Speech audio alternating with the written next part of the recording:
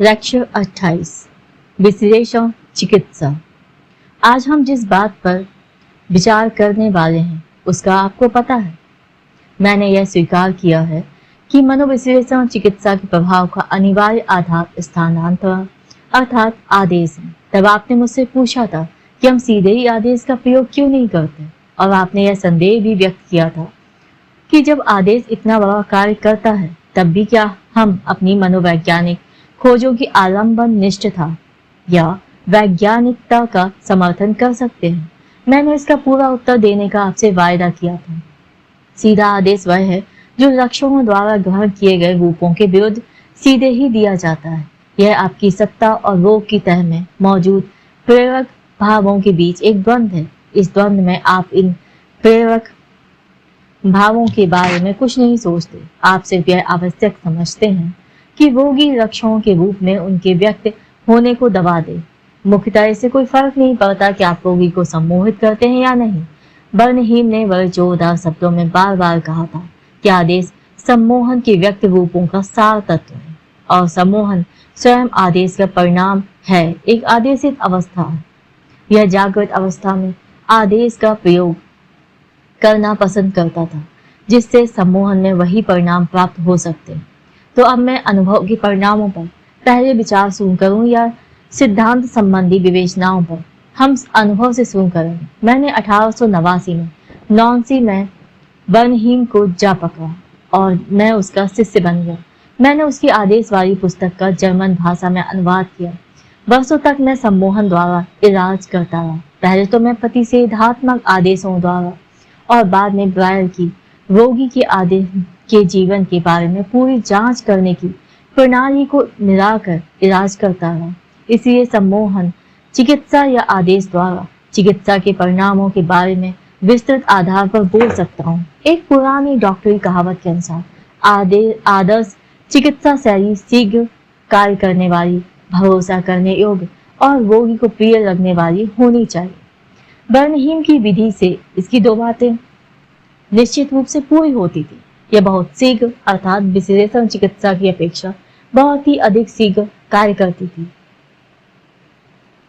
और इसमें रोगी को किसी परेशानी या दुविधा में नहीं पड़ना पड़ता था। चिकित्सक के लिए यह अंत में नीरस हो जाती थी। इसका मतलब यह था कि हर रोगी का एक ही तरीके से इलाज किया जाए। बड़े भिन्न भिन्न प्रकार के लक्षणों को रोकने के लिए सब कार्य सदा वैसे ही किए जाए और उनके अर्थ या आशय के बारे में कुछ भी ना जाना जा सके। यह एक तरह का यांत्रिक कार्य था, वैज्ञानिक कार्य नहीं। इससे जादू, मंत्र तंत्र और झाड़ फूंक का स्मरण होता था, पर तब भी रोगी के हित की दृष्टि से उसकी ओर आंख मूंदनी पड़ती थी। पर तीसरी बात इसमें नहीं थी, यह किसी भी दृष्टि से भरोसा करने योग्य नहीं थी। इसका उपयोग कुछ रोगियों में ही हो सकता था, सब में नहीं। कुछ रोगियों में इससे बड़ी सफलता मिल जाती थी और कुछ में कुछ भी सफलता नहीं मिलती थी और इसका कारण कभी पता नहीं चलता था। पर इससे भी बुरी बात यह थी कि इसके परिणामों में स्थायित्व नहीं था। कुछ समय के बाद रोगी फिर आकर कहता था रोग फिर दोबारा हो गया है या उसके स्थान पर कोई और रोग आ गया है। तब आप उसे फिर सम्मोहित करना शुरू कर सकते हैं।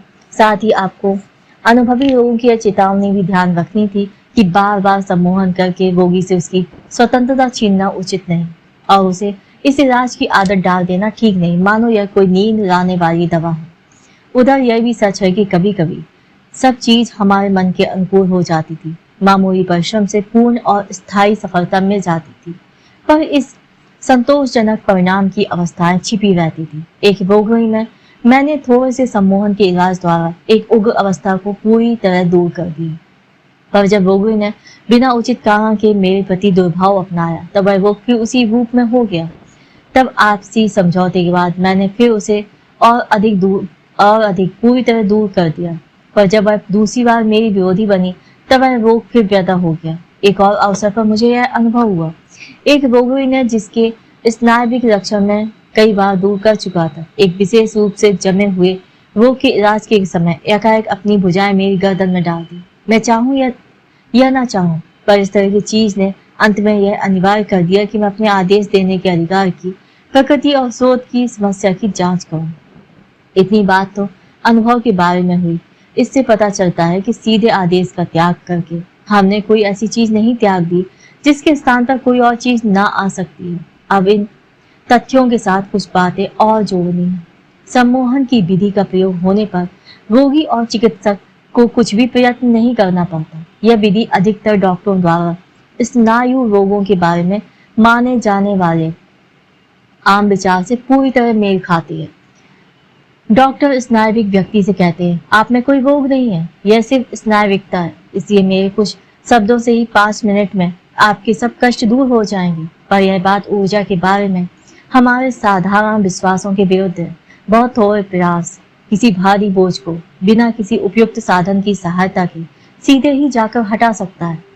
जहां तक दोनों परिस्थितियों की तुलना हो सकती है, वहां तक अनुभव से पता चलता है कि अतिक्रम स्नायु रोगों में सफल नहीं हो सकती।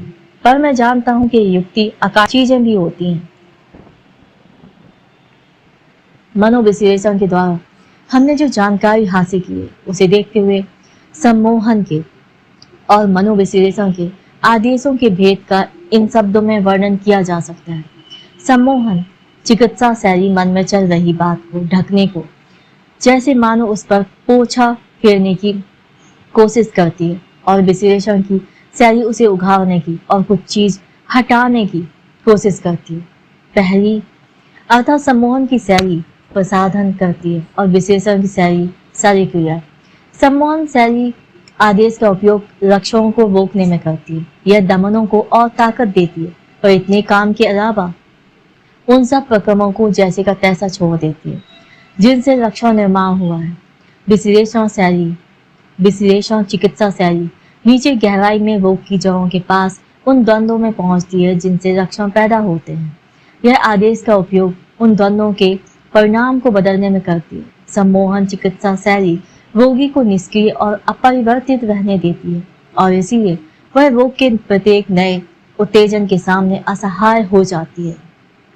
विश्लेषण के इलाज में चिकित्सक की तरह रोगी को भी प्रयास करना पड़ता है, अर्थात भीतरी प्रतिरोधों को खत्म करने के लिए उद्योग करना पड़ता है। इन प्रतिरोधों को दूर कर देने पर रोगी का मानसिक जीवन स्थायी रूप में बदल जाता है।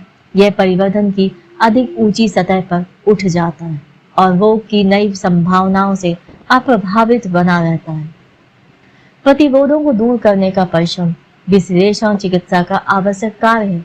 रोगी को इसे पूरा करना पड़ता है और चिकित्सक उसे आदेशों द्वारा जो शिक्षण के रूप में होते हैं इसे पूरा करने में सहायता देता है। इसलिए यह ठीक कहा गया है कि मनोविश्लेषण द्वारा इलाज एक प्रकार का पुनः शिक्षण है। मुझे आशा है कि आदेश का चिकित्सा में उपयोग करने की हमारी विधि में और सम्मोहन चिकित्सा शैली में इसका प्रयोग करने की एकमात्र विधि में जो अंतर है वह मैंने आपके सामने स्पष्ट कर दिया है, क्योंकि हमने आदेश का प्रभाव पीछे की ओर जाकर स्थानांतरण तक देखा है। इसीलिए आप यह भी समझ गए होंगे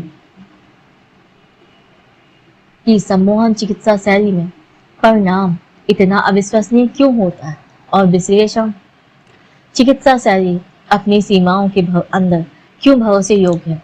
सम्मोहन का प्रयोग करते हुए हमें पूरी तरह रोगी के स्थानांतरण की दशा पर निर्भर कर रहना पड़ता है, और फिर भी हम इस दशा पर कोई प्रभाव नहीं डाल सकते। जिस रोगी को सम्मोहित किया जा रहा है उसका स्थानांतरण गुणात्मक भी हो सकता है या उभयात्मक भी हो सकता है, जैसा कि आमतौर से होता है, या हो सकता है उसने विशेष रुख अपनाकर अपने स्थानांतरण से अपने को बचाए रखा हो। इस सब के बारे में हमें कुछ पता नहीं चलता। मनोविश्लेषण में हम स्वयं स्थानांतरण पर विचार करते हैं। जो कुछ इसके मार्ग में बाधक होता है उसे हटा देते हैं और जिस साधन को कार्य करना है उसे संचालित करते हैं। इस प्रकार आदेश की शक्ति से हम बिल्कुल नए फायदे उठाते हैं। हम इसका नियंत्रण कर सकते हैं।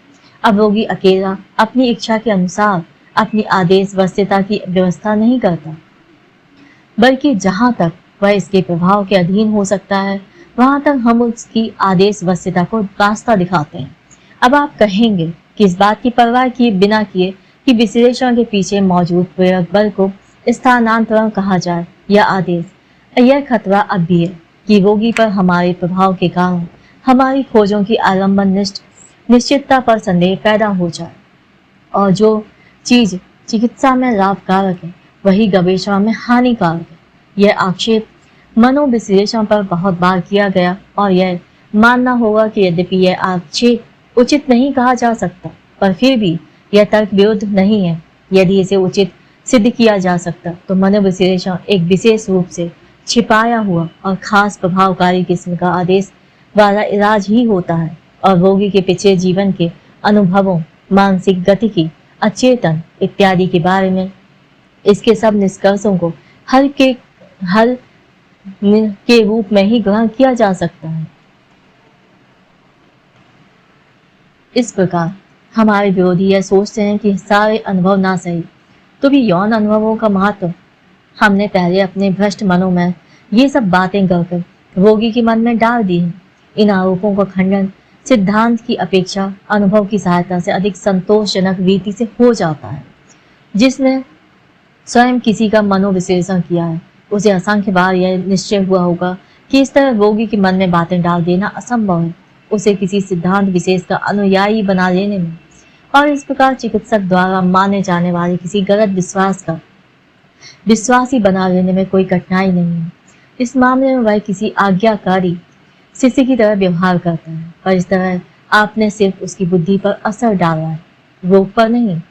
उसके द्वंद्वों का समाधान और उसके प्रतिरोधों की पराजय तभी होती है जब उसको अपने भीतर खोजने के लिए बताई बातें वही हों जो सचमुच उसमें मौजूद हैं। जो चीज चिकित्सक ने अपने में करने में गलत अनुमान किए वह विश्लेषण के समय दूर हो जाएगी। इसे हटाना होगा, इसके स्थान पर अधिक सही चीज लानी होगी। चिकित्सक का लक्ष्य यह है कि वह बड़ी सावधानी से चलता हुआ आदेश से पैदा होने वाली अस्थायी सफलताओं को रोके, पर यदि वे पैदा हो जाती हैं तो कोई बड़ी हानि नहीं होती, क्योंकि हम पहले परिणाम से ही संतुष्ट नहीं हो जाते। यदि रोग की सब अस्पष्ट बातों की व्याख्या न हो जाए, स्मृति के सब खाली स्थान न भर जाए और दमनों के प्रारंभिक अवसरों का पता न लग जाए, तो हम विश्लेषण को अधूरा ही समझते हैं। जब परिणाम समय से पहले दिखाई देते हैं तब हम उन्हें विश्लेषण कार्य को आगे बढ़ाने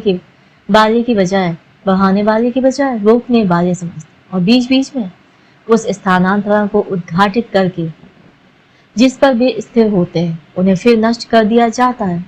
मूलतः यह अंतिम विशेषता विश्लेषण कार्य और शुद्ध आदेश में भेद करती है और यह स्पष्ट कर देती है कि हमारे परिणाम विश्लेषण के परिणाम है, आदेश के नहीं। दूसरे प्रकार के प्रत्येक आदेशात्मक इलाज में स्थानांतरण को सावधानी से जैसे का तैसा कायम रखा जाता है। विश्लेषण में स्वयं इसका इलाज किया जाता है और इसको इसके विविध रूपों में काट छाट दिया जाता है। विश्लेषण के बाद स्वयं स्थानांतरण ही नष्ट हो जाना चाहिए। यदि तब सफलता आती है और बनी रहती है तो वह आदेश के आधार पर नहीं खड़ी है, बल्कि आदेश की सहायता से की गई भीति प्रतिरोधों की विजय पर, रोगी के भीतर लाए गए आंतरिक परिवर्तन पर खड़ी है। इलाज के समय आदेश के एकाकी प्रभावों को पैदा होने से संभवतः रोकने वाली चीज वह द्वंद्व है जो प्रतिरोधों के खिलाफ लगातार चल रहा है और इन प्रतिरोधों को अपने आप को ऋणात्मक विरोधपूर्ण स्थानांतरण में रूपांतरित करना आता है।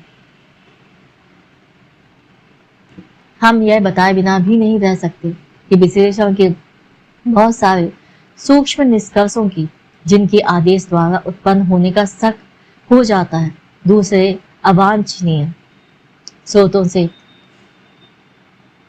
पुष्टि हो जाती है। इसके हमारे पास इस संबंध में असंदिग्ध गवाह है, अर्थात डेमेंशिया रोगी और पैरानोइया रोगी है, जिनके बारे में वह शक नहीं हो सकता कि वे आदेशों से प्रभावित हुए हैं। ये रोगी अपनी चेतना में घुसी हुई कल्पना सृष्टियों और प्रतीकों के अनुवादों के रूप में जो कुछ बनाते हैं वह स्थानांतरण स्नायु रोगियों के अचेतन के बारे में हमारी जांच पड़ताल के परिणामों से बिल्कुल मिलता है और इस प्रकार हमारे किए हुए निर्वचनों की, जिन पर प्राय संदेह किया जाता है, आलंबन निष्ठ सत्यता की पुष्टि हो जाती है। मैं समझता हूँ कि यदि इन मामलों में आप विश्लेषण पर विश्वास करें तो आपका यह विश्वास गलत सिद्ध नहीं होगा। अब हमें स्वास्थ्य लाभ के प्रक्रम को राग सिद्धांत की पदावली में प्रकट करके उसके वर्णन को पूरा करना है। स्नायु रोगी सुख भोग में या कार्य सिद्धि में असमर्थ है।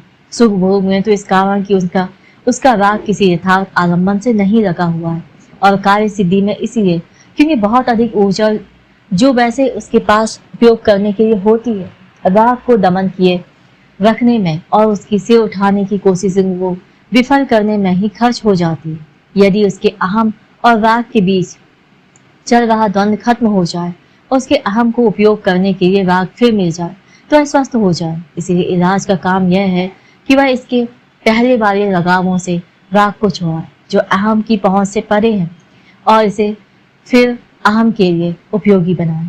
अवस्थाई रोग का राग कहाँ है, इसका आसानी से पता चल जाता है। यह लक्षणों से लगा हुआ है जिनसे इसे इन परिस्थितियों में प्राप्त हो सकने वाली एकमात्र चीज स्थानापन्न संतुष्टि मिल जाती है। तो हमें लक्षणों को अपने बस में करना होगा, उन्हें खत्म करना होगा, और रोगी हमसे यही चाहता है। लक्षणों को खत्म करने के लिए आवश्यक है कि हम पीछे लौटकर उस स्थान पर पहुंचे जिस स्थान पर वे शुरू में पैदा हुए थे, जिस द्वंद्व से वे पैदा हुए उस पर विचार करें और उन नोदक बलों की सहायता से जो उस समय उपलब्ध नहीं थे इसे रास्ता दिखाते हुए नए समाधान की ओर ले जाए। दमन के प्रक्रम का यह संशोधन दमन तक पहुंचाने वाले प्रक्रमों के स्मृति रेशों की सहायता से अंशतः ही किया जा सकता है। इस कार्य का असली अंश उन आरंभिक द्वंद्वों के नए संस्करण चिकित्सक के साथ संबंध में स्थानांतरण में पैदा करके किया जाता है, जिसमें रोगी वैसा ही व्यवहार करने की कोशिश करता है जैसा उसने पहले किया था, और चिकित्सक उसकी आत्मा के सब उपलब्ध बलों को ऐसे प्रेरित करता है कि वे उसे दूसरे निश्चय पर पहुंचाए। इस प्रकार स्थानांतरण वह युद्ध क्षेत्र है जिसमें द्वंद्व करने वाले सब बलों को मिलना पड़ता है।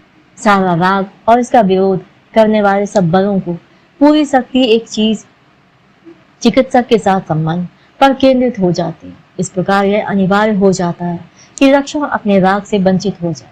रोगी के पहले वाले रोग के स्थान पर कृत्रिम रूप से बनाया गया स्थानांतरण विकार पैदा हो जाता है। इसके राग के अनेक अयथार्थ आलम्बनों के स्थान पर चिकित्सक के व्यक्तित्व का एक आलम्बन आ जाता है, और यह भी कल्पित होता है।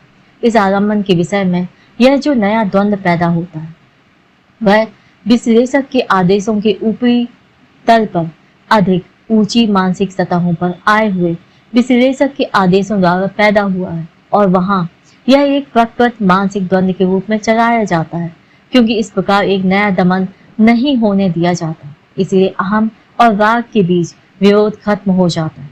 रोगी के मन में फिर एकता या अखंडता पैदा हो जाती है। जब राग चिकित्सक के व्यक्तित्व रूप अपने अस्थायी आलम्बन से अलग किया जाता है तब यह अपने पहले वाले आलम्बनों पर नहीं लौट सकता, और अब यह अहम के उपयोग के लिए उसकी सेवा में रहता है।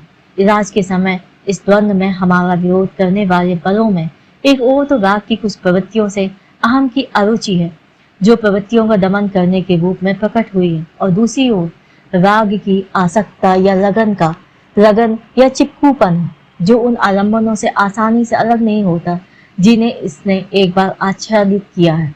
इस प्रकार चिकित्सा कार्य में दो कलाएं होती हैं।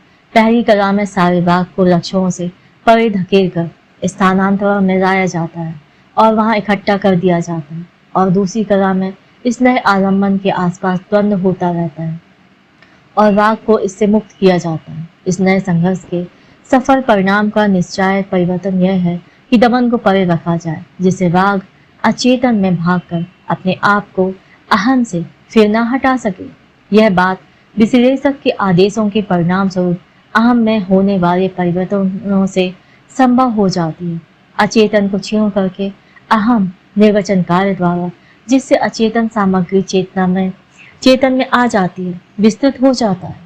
शिक्षण के द्वारा इसका राग से फिर मेल हो जाता है और इसे राग को कुछ संतुष्टि देने के लिए तत्पर बना लिया जाता है, और अपने राग की मांग से इसे जो भय था वह इसके उस नए सामर्थ्य से कम हो जाता है जो यह राग की कुछ मात्रा उदात्तीकरण में खर्च करने के लिए प्राप्त करता है। इलाज का रास्ता इस आदर्श वर्णन के जितना समीप होता है, मनोविश्लेषण चिकित्सा में उतनी ही सफलता होती है। इसके मार्ग की रुकावटें हैं राग की चलिशूरता, मोबिलिटी का प्रभाव, जिसके आलम्बनों से युक्त किए जाने का प्रतिरोध करता है, और रोगी को की स्वरति की दृढ़ता, नार्सिसिज्म, जो आलम्बन स्थानांतरण को एक निश्चित मात्रा में से अधिक नहीं पैदा होने देती। शायद स्वास्थ्य लाभ के प्रक्रम की गति की मोबिलिटी तब अधिक स्पष्ट हो जाएगी जब हम इसका वर्णन यूं करें कि स्थानांतरण के जरिए इसका एक भाग अपनी ओर खींचकर हम राग की उस सारी मात्रा को इकट्ठा कर लेते हैं जो अहम के नियंत्रण से हटाई गई है। यहाँ यह स्पष्ट कर देना भी उचित होगा कि विश्लेषण के समय और विश्लेषण के द्वारा राग के जो वितरण हुए हैं उनसे पहले वाले रोग में इसके स्वभाव के विषय में कोई सीधा अनुमान नहीं किया जा सकता। मानो कि कोई प्रबल पिता स्थानांतरण कायम करके और फिर उसे चिकित्सक के व्यक्तित्व पर लाकर किसी रोगी का सफलता से इलाज कर दिया जाता है, पर इसका यह आवश्यक निष्कर्ष नहीं है कि रोगी पहले अपने पिता पर राग का अचेतन संयोग करके इस तरह रोगी हुआ था। पिता स्थानांतरण सिद्ध सिर्फ वह युद्ध क्षेत्र है जिस पर हम राग को जीतते हैं और कैदी बना लेते हैं। रोगी के राग को अन्य स्थानों से हटाकर यहाँ खींच लिया गया है। आवश्यक नहीं कि वह क्षेत्र दुश्मन का सबसे महत्वपूर्ण मोर्चा हो। दुश्मन की राजधानी की रक्षा इसके द्वारों से ठीक पहले करने की आवश्यकता नहीं। स्थानांतरण की फिर समाप्ति हो जाने के बाद ही चिकित्सक अपनी कल्पना में रोग द्वारा निरूपित राग के स्थानों की पुनः रचना कर आरंभ कर सकता है। राग सिद्धांत के प्रकाश में सपनों के बारे में एक अंतिम बात कहनी होगी। स्नायु रोगी की गलतियों और उसके मुक्त साहचर्यों की तरह उसके सपनों की सहायता से हम लक्षणों का अर्थ जान पाते हैं और राग के स्थानों का पता लगा सकते हैं। उनमें इच्छा पूर्ति जो रूप ग्रहण करती है, उनमें हमें यह पता चलता है कि दमन किए गए इच्छा आवेग कौन से हैं और वे आलम्बन कौन से हैं जिन पर अहम से हटने के बाद राग ने अपना लगाव किया है। इसीलिए मनोविश्लेषण चिकित्सा में स्वप्नों का निर्वचन बहुत बड़ा कार्य करता है और बहुत से रोगियों में यह बहुत समय तक विश्लेषण का सबसे महत्वपूर्ण साधन होता है। हम पहले देख चुके हैं कि नींद की अवस्था अपने आप ही दमनों को कुछ शिथिल कर देती है। इस पर जो भारी दबाव होता है उसमें यह कमी होने पर यह दमित इच्छा स्वप्न में अपनी इतनी स्पष्ट अभिव्यक्ति कर सकती है जितनी दिन में लक्षणों के रूप में नहीं की जा सकती। इसलिए दमित अचेतन की जानकारी का जो अहम से हटे हुए राग का घर है, सबसे आसान रास्ता स्वप्नों का अध्ययन ही हो जाता है। पर स्नायु रोगियों के स्वप्नों में और प्रकृत लोगों के स्वप्नों में कोई सारभूत भेद नहीं होता। सच पूछिए तो शायद इनको इससे अलग भी नहीं किया जा सकता। स्नायु रोगियों के स्वप्नों की ऐसी तरीके से व्याख्या करना जो प्रकृत लोगों के स्वप्नों पर ठीक ना बैठे तर्क विरुद्ध होगी। इसलिए हमें यह निष्कर्ष निकालना पड़ता है कि स्नायु रोग और स्वास्थ्य का अंतर सिर्फ दिन के समय होता है, स्वप्न जीवन में कायम नहीं रहता। इस प्रकार यह आवश्यक हो जाता है कि कुछ ऐसे निष्कर्ष जो स्नायु रोगियों के स्वप्नों और लक्षणों के परस्पर संबंध के परिणाम स्वरूप प्राप्त हुए हैं, स्वस्थ व्यक्तियों पर लागू किए जाए। हमें मानना पड़ता है कि स्वस्थ आदमी में भी मानसिक जीवन के वे कारक होते हैं जो स्वप्न का या लक्षण का निर्माण कराने वाले एकमात्र कारक है, और हमें यह निष्कर्ष भी निकालना पड़ता है कि स्वस्थ व्यक्तियों में भी दमन मौजूद होते हैं और उन्हें कायम रखने के लिए ऊर्जा की कुछ मात्रा खर्च करनी पड़ती है। इसी तरह हमें यह भी मानना पड़ता है कि उनके अचेतन मनों में भी दमित आवेग रहते हैं जिनमें अब भी ऊर्जा होती है और उनमें भी राग का कुछ हिस्सा अहम के उपयोग से हटाया हुआ होता है। इसीलिए स्वस्थ आदमी फलता स्नायु रोगी होता है, पर उसमें ऐसा एकमात्र लक्षण जो परिवर्तित होने में समर्थ प्रतीत होता है स्वप्न ही है। जब आप उसके जागृत जीवन की आलोचनात्मक जांच करते हैं तब आपको एक ऐसी चीज मिलती है जो इस तर्क संगत मालूम होने वाले निष्कर्ष का खंडन करती है, क्योंकि ऊपर से स्वस्थ लगने वाले इस जीवन में असंख्य छोटे छोटे और व्यवहार की दृष्टि से महत्वहीन लक्षण निर्माण व्याप्त है। इसलिए स्नायविक स्वास्थ्य और स्नायविक रोग, स्नायु रोग का अंतर कम होकर एक व्यवहारिक अंतर या विभेद रह जाता है और इसका निश्चय व्यवहारिक परिणाम द्वारा किया जाता है। कोई व्यक्ति जीवन में सुख भोग और सक्रिय कार्य सिद्धि के सामर्थ्य की काफी मात्रा का अनुभव करने में कहाँ तक समर्थ है, संभवतः इस अंतर का रूप उस अनुपात के अनुरूप होता है जो उसके पास मौजूद मुक्त ऊर्जा में और दमन से बंधी हुई ऊर्जा में होता है। अर्थात यह मात्रात्मक अंतर है, गुणात्मक नहीं। मुझे आपको यह याद दिलाने की आवश्यकता नहीं कि इस विचार से हमारे इस विश्वास का सैद्धांतिक आधार बनता है।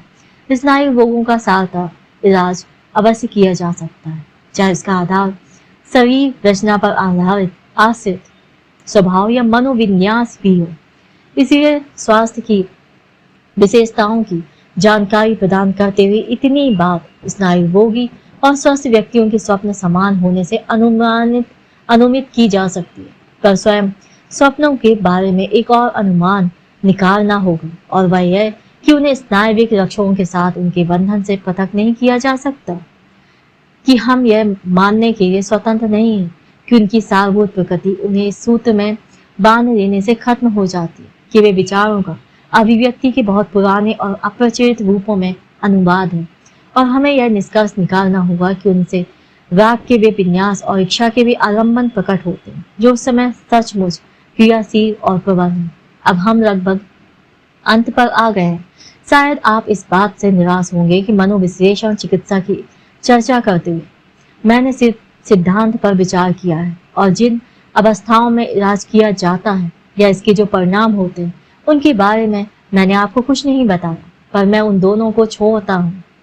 पहले को तो मैं इस कारण कि मेरा आशय यह कभी नहीं था कि मैं आपको विश्लेषण की विधि का प्रयोग करने की क्रियात्मक शिक्षा दे दूं, और पिछले को इस कारण क्योंकि इसके विरोध में मेरे मन में अनेक भाव हैं। इन व्याख्यानों के आरंभ में मैंने बलपूर्वक कहा था कि अनुकूल परिस्थितियों में हम ऐसे इलाज करने में सफल हो जाते हैं जो अन्य चिकित्सा शैलियों के सर्वोत्तम इलाजों से किसी तरह भी घटिया नहीं होते। शायद मैं यह भी कह सकता हूँ कि ये वे परिणाम और किसी विधि से प्राप्त नहीं किए जा सकते। यदि मैं इससे अधिक कहूँगा तो यह संदेह किया जाएगा कि मैं आत्मविज्ञान द्वारा अपने विरोधियों की निंदाकारक आवाज को दबा देना चाहता हूँ। सहयोगी चिकित्सकों ने सार्वजनिक सम्मेलनों में भी मनोविश्लेषकों को बार बार यह धमकी दी है कि हम विश्लेषण की विफलताओं और हानिकारक प्रभावों का संग्रह प्रकाशित करके इलाज की इस विधि की निरर्थकता के बारे में जनता की आंखें खोल देंगे। इस तरह की कार्रवाई द्वेषपूर्ण और खंडनात्मक तो होगी, पर इस बात को छोड़ दिया जाए तो भी इस तरह के संग्रह को विश्लेषण के चिकित्सा संबंधी परिणामों के बारे में सही अंदाजा लगाने के लिए ठीक गवाही नहीं माना जा सकता। मनोविश्लेषण चिकित्सा शैली, जैसा कि आप जानते हैं, अभी शैशवकाल में है। इसकी विधि को पूरा बनाने में अनेक वर्ष लगेंगे, और यह काम विश्लेषण करते हुए अनुभव बढ़ने के साथ साथ ही किया जा सकता है। इसकी विधियों की शिक्षा देने में जो कठिनाइयां हैं उनके कारण नए आदमी को अपनी क्षमता बढ़ाने के लिए अधिकतर अपनी ही सूझबूझ पर निर्भर होना पड़ता है, और उसके आरंभिक वर्षों के परिणामों को विश्लेषण चिकित्सा की अधिकतम संभव सफलताओं का सूचक नहीं माना जा सकता। मनोविश्लेषण के आरंभ में किए गए इलाज के बहुत से प्रयत्न विफल रहे थे, क्योंकि वे प्रयत्न ऐसे रोगियों पर किए गए जो इसकी प्रक्रिया के लिए बिल्कुल अनुपयुक्त थे, और जिन्हें आज हम कुछ संकेतों का अनुसरण करके अलग कर देते हैं, पर इन संकेतों का पता जांच करने से ही चलता है। शुरू में हम यह नहीं जानते थे कि पैरानोइया और डेमेंशिया पीकॉक्स जब पूर्णतः परिवर्तित होते हैं तब वे विश्लेषण से काबू में नहीं आते। फिर भी सब तरह के रोगों पर इस विधि की परख करना उचित है, पर उन आरंभिक वर्षों की अधिकतर विफलताओं का कारण चिकित्सक की त्रुटियां पात्र के चुनाव में अनुपयुक्तता नहीं थी, बल्कि प्रतिकूल बाह्य अवस्थाएं थी। मैंने सिर्फ आंतरिक प्रतिरोधों की चर्चा की है जो रोगी की ओर से किए जाते हैं। ये अनिवार्य हैं और इन्हें दूर किया जा सकता है। रोगी की परिस्थितियों और वातावरण विश्लेषण के विरुद्ध जो बाह्य प्रतिरोध खड़े कर देते हैं उनका सैद्धांतिक महत्व कुछ भी नहीं है, पर व्यवहारिक महत्व बहुत अधिक है। मनोविश्लेषण द्वारा इलाज की तुलना शल्य कार्य शरीर के ऑपरेशन से की जा सकती है, और इससे भी अपनी सफलता के लिए अनुकूलतम परिस्थितियों के लिए में किए जाने का अधिकार है। सर्जन या शल्य चिकित्सा जो पूर्व व्यवस्थाएं करता है उनसे आप परिचित हैं। उपयुक्त कमरा, काफी प्रकाश, विशेषज्ञ सहायक, रिश्तेदारों को अलग हटा देना आदि। अब आप बताइए, यदि ऑपरेशन करते के समय उसका सारा परिवार ऑपरेशन स्थल में झांक रहा हो और हर नस्तर लगने पर जोर से चीख रहा हो, तो कितने ऑपरेशन सफल होंगे। मनोविश्लेषण द्वारा इलाज में रिश्तेदारों का दखल पूरा खतरा है, और साथ ही ऐसा खतरा है जिसको दूर करने का तरीका हमारी समझ में नहीं आता। हमारे पास रोगी हैं भीतरी प्रतिरोधों को, जिन्हें हम आवश्यक मानते दूर करने का उपाय है, पर इन बाहरी प्रतिरोधों से हम अपने आप को कैसे बचाएं? कितना ही स्पष्टीकरण कीजिए, पर रिश्तेदारों को समझा लेना असंभव है, और ना आप उनसे कह सकते हैं कि वे इस सारे मामले से बिल्कुल अलग रहें। आप उन्हें अपने मन की बातें भी नहीं बता सकते, क्योंकि तब यह खतरा है कि रोगी को हम पर विश्वास नहीं रहेगा, क्योंकि वह यह चाहता है, और ठीक ही चाहता है, कि जिस मनुष्य को वह अपने मन की बात बताता है वह उसका ही पक्ष ले। जिसे पारिवारिक जीवन में आमतौर से फूट डालने वाले मतभेदों की जानकारी है, उसे विश्लेषक के नाते यह देखकर कुछ भी आश्चर्य नहीं होगा कि रोगी के निकटतम लोग बहुधा उसके इलाज में कम और उसके वर्तमान रूप को कायम रखने में ज्यादा दिलचस्पी रखते हैं। तब ऐसा होता है कि स्नायु रोग परिवार के विभिन्न सदस्यों के आपसी संघर्षों से संबंधित होता है। तब स्वस्थ व्यक्ति अपने निजी हित को रोगी के स्वास्थ्य लाभ के मुकाबले अधिक महत्व देता है। आखिर यह कोई आश्चर्य की बात नहीं कि पति ऐसे इलाज को पसंद नहीं करता जैसी कि उसकी सही कल्पना है उसके सब पाप खुल जाएंगे। हम इस पर आश्चर्य भी नहीं करते, पर जब हमारे प्रयत्न निष्फल रहते हैं और वे बीच में ही इसलिए छोड़ देने पड़ते हैं कि रोगी पत्नी के प्रतिरोधों के साथ पति का भी प्रतिरोध आ मिला है, तब हम अपने आप को दोष नहीं दे सकते। इतना ही नहीं, हमने एक ऐसा कदम उठा लिया था जो मौजूदा अवस्थाओं में किया नहीं जा सकता। हमारे सामने, आपके सामने बहुत सारे रोगियों का वर्णन करने के बजाय मैं सिर्फ एक रोगी की चर्चा करूंगा। बहुत वर्ष पहले मैंने एक नौजवान लड़की का विश्लेषण द्वारा इलाज शुरू किया। पहले बहुत समय तक वह डर के कारण घर से बाहर नहीं जा सकती थी और ना अकेली घर पर रह सकती थी। बहुत हिचकिचाहट के बाद उसने स्वीकार किया कि उसके मन में उस अनुराग के कुछ चिन्ह बहुत अधिक हैं जो उसने अपनी माता और इस परिवार के एक धनी मित्र के बीच देख लिया था। उसने तब बड़े व्यवहार शून्य तरीके से अथवा बड़ी चतुराई से अपनी माता को संकेत से बता दिया कि विश्लेषण के समय क्या बातचीत हुई थी। ऐसा उससे अपनी माता के प्रति अपना व्यवहार बदलकर यह जिद करके कि उसे अकेलेपन के भय से माता के अलावा और कोई नहीं बचा सकता। और जब उसने घर से जाने की कोशिश की तब उस दरवाजे को पकड़े रखकर यह बात जताई। उसकी माता भी पहले बहुत स्नायुविक थी, पर कई वर्ष पहले एक जल चिकित्सा के अस्पताल में जाने से स्वस्थ हो गई थी। यह दूसरे शब्दों में यूं कहें कि उसने वहां एक आदमी से अच्छा परिचय कर लिया था और उसके साथ ऐसा संबंध स्थापित कर लिया था जो एक से अधिक बातों में तृप्तिकारक सिद्ध हुआ था। अपनी पुत्री की जिद से संदेह पैदा हो जाने पर माता एकाएक समझ गई कि लड़की के भय का क्या अर्थ है। वह अपनी माता को रोके रखने के लिए और उसे अपने प्रेमी से अपना संबंध बनाए रखने के लिए आवश्यक आजादी से वंचित करने के लिए रोगी हो गई थी। माता ने तुरंत निश्चय कर लिया। उसने इस हानिकारक इलाज को बंद कर दिया।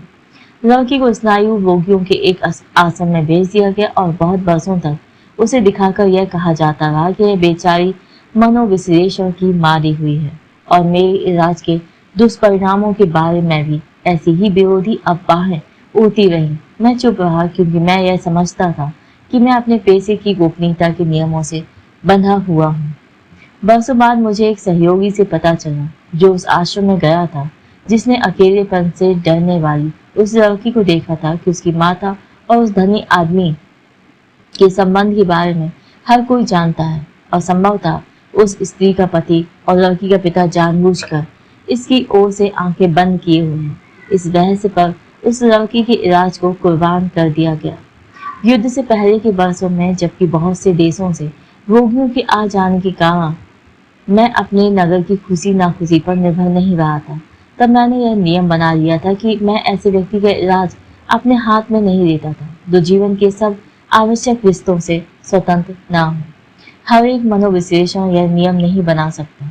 रिश्तेदारों के बारे में मेरी चेतावनियों से शायद आप यह निष्कर्ष निकाल लेंगे कि मनोविश्लेषण के हित की दृष्टि से रोगी को उसके परिवार के वातावरण से अलग कर देना चाहिए और यह चिकित्सा उनकी ही करनी चाहिए जो निजी संस्थाओं में रहते हैं। पर मैं इस विचार का समर्थन नहीं कर सकता। रोगियों के लिए, कम से कम उन रोगियों के लिए जिनकी हालत बहुत गिरी हुई नहीं है, यही अधिक लाभदायक है कि वे इलाज के दिनों में उन परिस्थितियों में रहें जिनमें उन्हें अपने सामान्य जीवन की आवश्यकताओं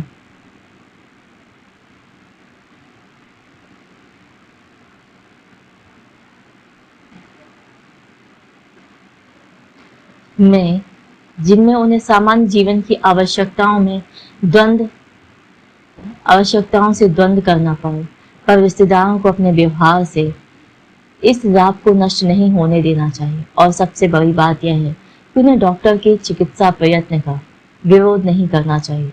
पर जिन लोगों से आप नहीं मिलते उन्हें यह रुख अपनाने के लिए आप कैसे प्रेरित करेंगे? स्वभावतः आप यह नतीजा निकालेंगे कि इलाज की सफलता पर सामाजिक वातावरण का और रोगी के निकटतम लोगों की सुसंस्कृति की मात्रा का बड़ा असर पड़ेगा। यदि हम अपनी बहुत सारी विफलताओं का कारण इन बाह्य कारकों को बता दें तो भी चिकित्सा शैली के रूप में मनोविश्लेषण की प्रभावकारिता के लिए बड़ा निराशामय क्षेत्र है। मनोविश्लेषण के प्रेमियों ने हमें यह सलाह दी है कि विफलताओं के संग्रह के मुकाबले में हम अपनी सफलताओं के आंकड़े तैयार करें। मैंने यह सुझाव भी पसंद नहीं किया। मैंने यह युक्ति पेश की कि यदि इकट्ठे किए गए अलग अलग रोगी एक जैसे नहीं है तो आंकड़े अर्थहीन हो जाते हैं और जिन रोगियों का इलाज किया गया है वे असल में बहुत सी दृष्टियों से एक जैसे नहीं थे। इसके अलावा जितने समय पर विचार किया गया था वह इतना थोड़ा था कि उसके आधार पर इलाजों के स्थायित्व का निर्णय नहीं किया जा सकता और कुछ रोगियों के बारे में तो कुछ भी विवरण देना असंभव है। वे ऐसे लोग थे जिन्होंने अपने रोग और इलाज दोनों को गुप्त रखा था और इसलिए स्वास्थ्य लाभ को भी उसी तरह गुप्त रखना था। पर इसके खिलाफ सबसे जबरदस्त दलील यह है कि हम जानते हैं कि चिकित्सा शैली के मामलों में मनुष्य जाति सबसे अधिक विवेकहीन है। इसीलिए तर्कसंगत दलीलों से उसे प्रभावित कर सकने की कोई संभावना नहीं है।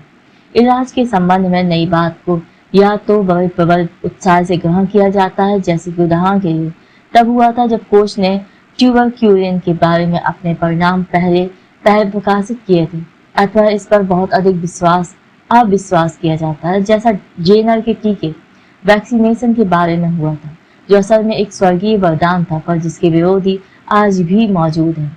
मनोविश्लेषण के खिलाफ एक बहुत स्पष्ट पक्षपात दिखाई देता है। जब आप किसी बड़े कठिन रोगी का इलाज कर देते हैं तब लोग कहते हैं इससे कुछ भी सिद्ध नहीं होता, इतने दिनों बाद वह अपने आप ठीक हो जाता है। और जब एक रोगी जो गिरावट और उन्माद के 4 चक्रों में से गुजर चुकने के बाद उदासी रोग के बाद के मध्यांतर में मेरे पास आया और 3 सप्ताह बाद उसमें फिर उन्माद का दौरा दिखाई देने लगा, तब परिवार के सब लोगों की और जो बड़े बड़े डॉक्टर बुलाए थे उन सब की यह निश्चित धारणा थी कि नया दौरा विश्लेषण के प्रयत्न का परिणाम मात्र है। पूर्वाग्रह का आप कोई उपाय नहीं कर सकते। जैसे कि आप आज फिर युद्ध में लगे हुए प्रत्येक राष्ट्र समूह में देख रहे हैं जिनमें एक दूसरे के विरुद्ध पूर्वाग्रह पैदा हो गए हैं। सबसे असमझदारी की बात यह है कि प्रतीक्षा करो और समय बीतने के साथ उन्हें दूर जाने दो।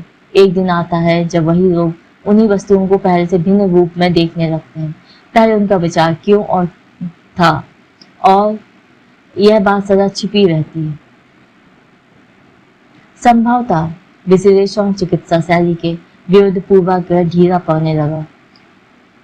विश्लेषण के सिद्धांत के लगातार फैलने जाने से और अनेक देशों में विश्लेषण चिकित्सा अपनाने वाले डॉक्टरों की संख्या से यही बात सूचित होती है कि जो युवक था तब सम्मोहन के आदेश इलाज के लिए चिकित्सक वर्ग में मेरे लिए रोज का तूफान आ गया था और आज समझदार और गंभीर लोग उसे मनोविश्लेषण के विरोध में रखते हैं। पर चिकित्सा के साधन के रूप में सम्मोहन से आसान की गई थी, उन्हें वह पूरा नहीं कर सका।